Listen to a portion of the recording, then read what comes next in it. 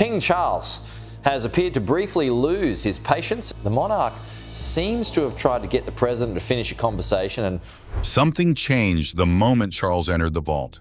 He hadn't come expecting a confrontation. Routine paperwork and a quiet hour with the archivists were all he expected that morning. But the document waiting on that sealed table belonged to nothing ordinary. His mother's handwriting covered the final page. Her instructions were precise, and her reasoning was unmistakable.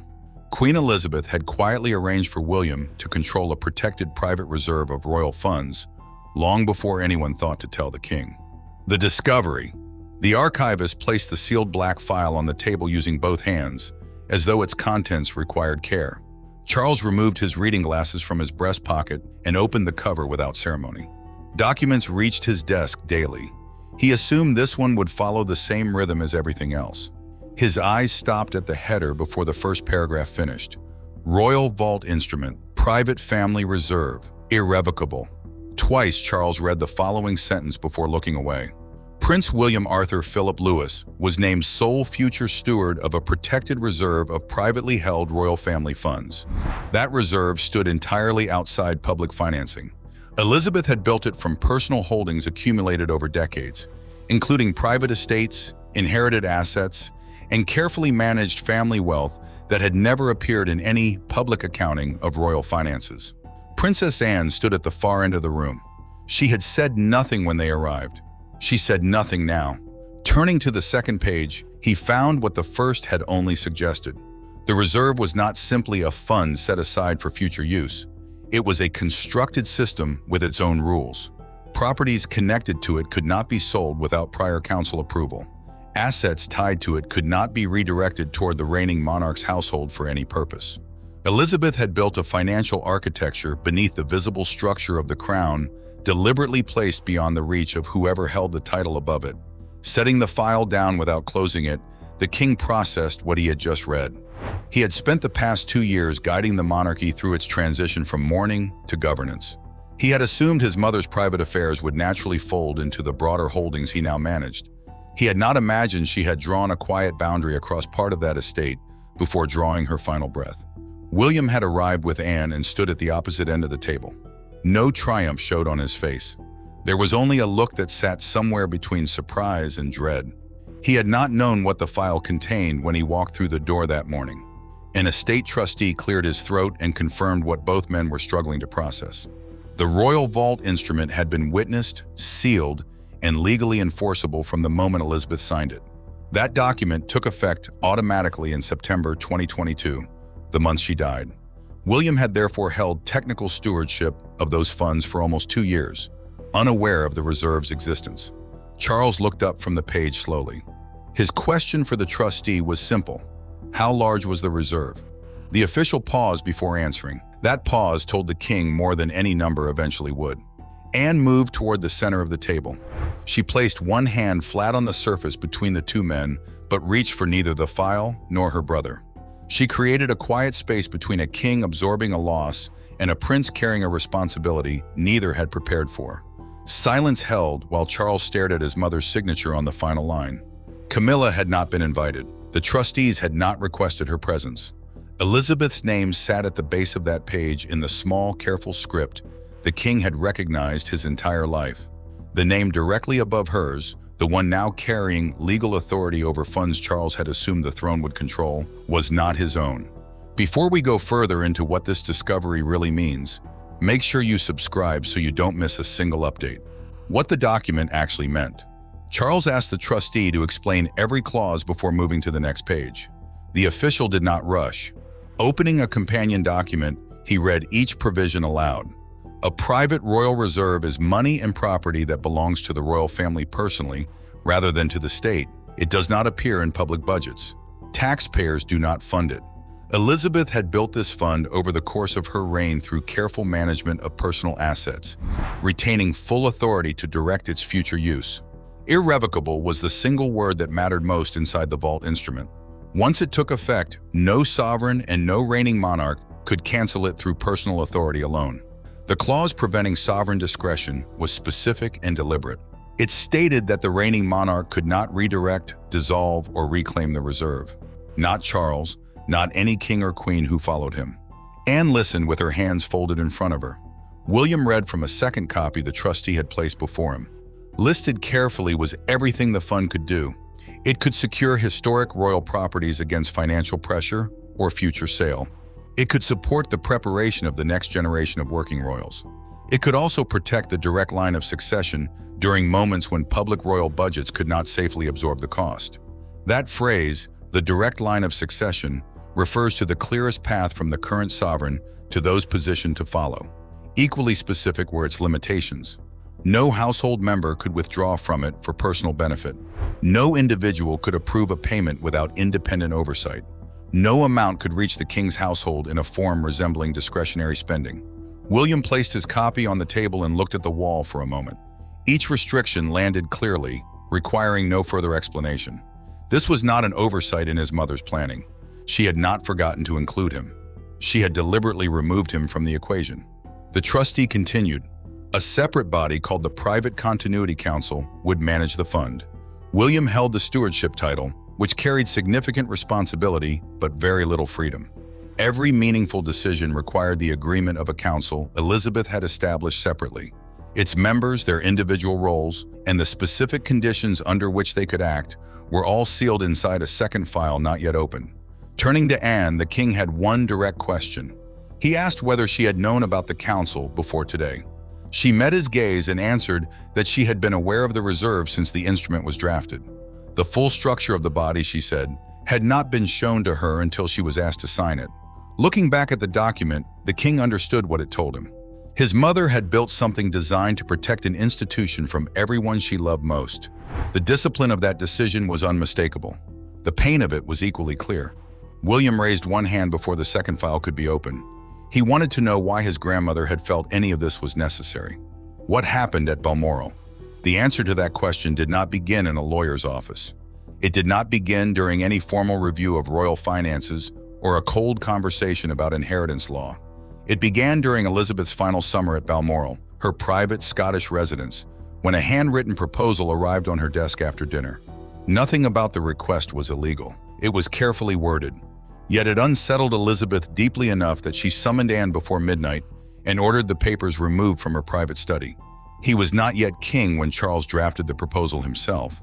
He was preparing for the reign ahead, and part of that work involved planning how the private family reserve would be managed once the crown transferred to him. The document outlined expanded residences, reorganized household staff, and a stronger financial foundation for what it described as the incoming sovereign's household. Elizabeth read every page without speaking. When Charles arrived the following morning to explain his reasoning, she asked him one question before he could offer a single word in his defense. She wanted to know whether Camilla had helped shape the priorities listed in the proposal. He hesitated. The hesitation lasted long enough to become its own answer. He then confirmed that the Queen Consort had discussed several financial priorities with his advisors. Something in that admission went beyond the proposal itself. Elizabeth heard an assumption at its core, that private family wealth, built and protected over generations, could naturally be reshaped to suit the preferences of whoever came next to the throne. She ended the meeting before her reaction could exceed her discipline. Charles left Balmoral believing the conversation would continue. It would not. After he was gone, Elizabeth spoke to Anne. Through a documented account later placed with her private secretary, she said she feared Charles had allowed personal affection to blur an important line between institutional duty and household ambition. She did not say it in anger. She said it with the quiet grief of someone who had hoped, until that moment, to avoid arriving at that conclusion. By nightfall, Elizabeth had summoned her private solicitor. Before issuing any instructions, she returned to something William had told her during an earlier visit to Balmoral. She had asked him one direct question.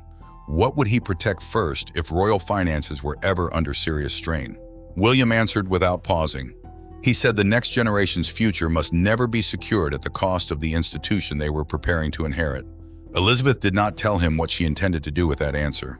Retiring that evening, she drew a line through the financial proposal, wrote 4 words in the margin, and sealed the document inside the black file. Those 4 words were, "Not for future alteration." Watching her mother cross that line, Anne understood the decision would not be softened or reconsidered. Elizabeth was not punishing her son. She was protecting something she believed he could not see clearly from where he stood. The distinction, Anne knew, would not make the discovery any less painful when it finally came.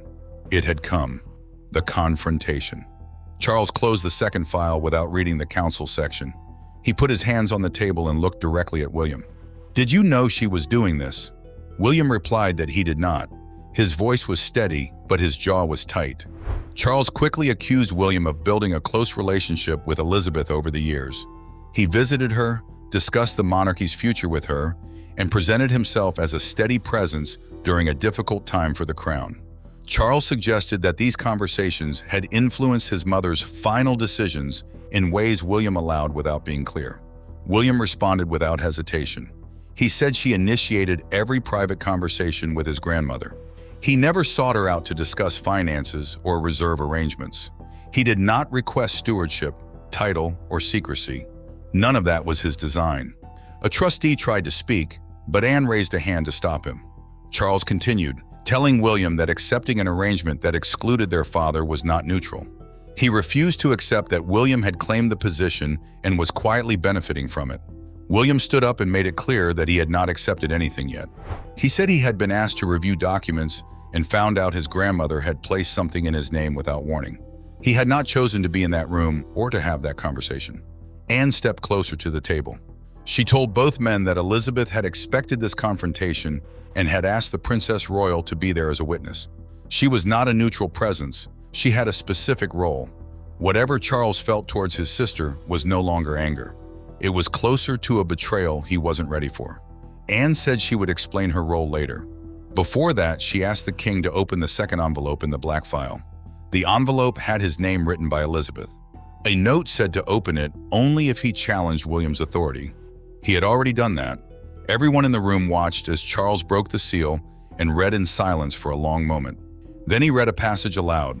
Elizabeth wrote that she feared emotional loyalties in the sovereign's household could affect long-term financial decisions and weaken the institution for generations.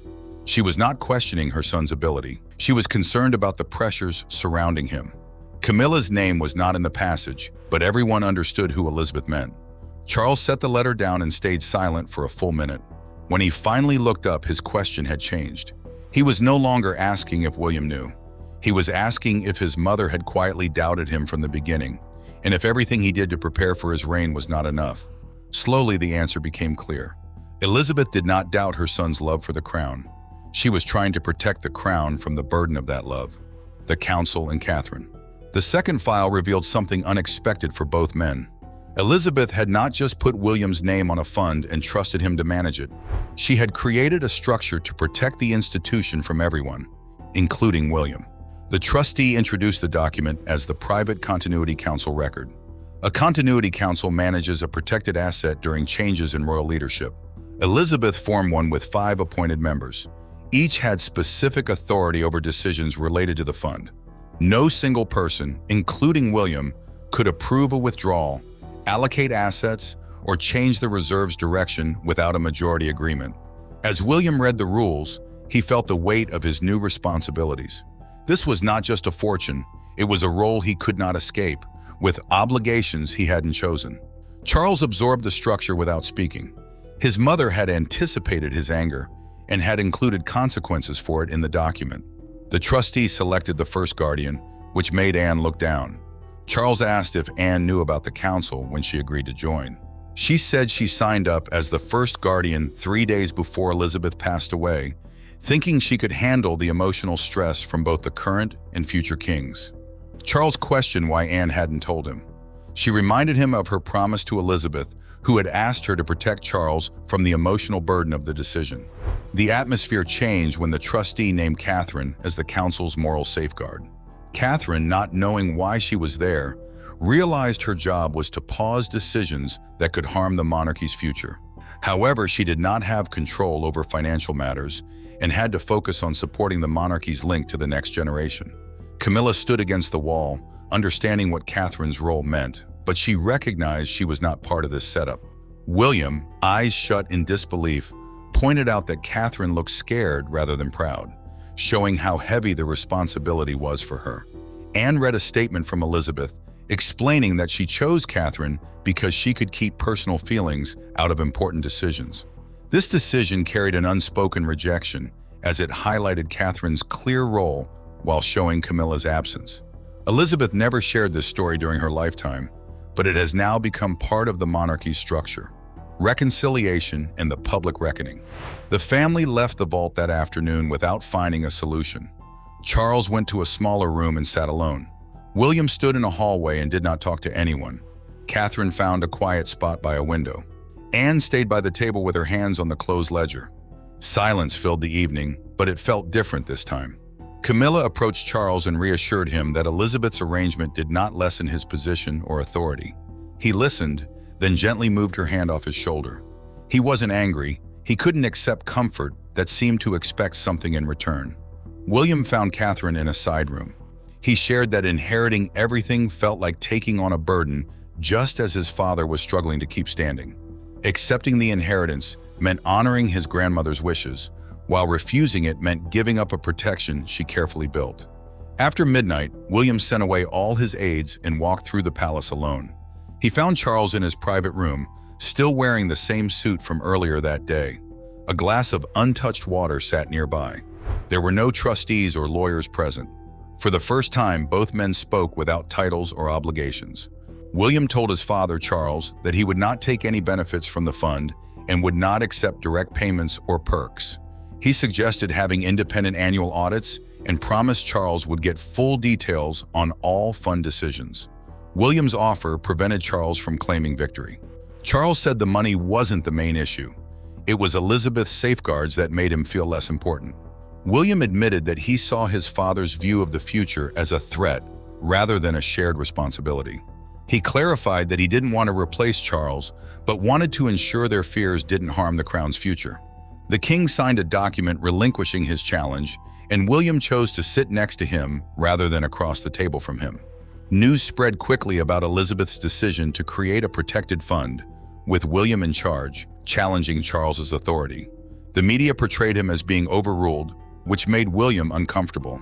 After attending a memorial together, Charles publicly showed his support by placing his hand on William's arm, which helped improve the media's view of the situation. 2 days later, Charles returned to the vault to confirm Elizabeth's funds and signed a declaration that all of her safeguards must remain in place when William becomes king. This decision ended the challenge permanently, showing that the crown's future depends on accepting limits to protect future generations.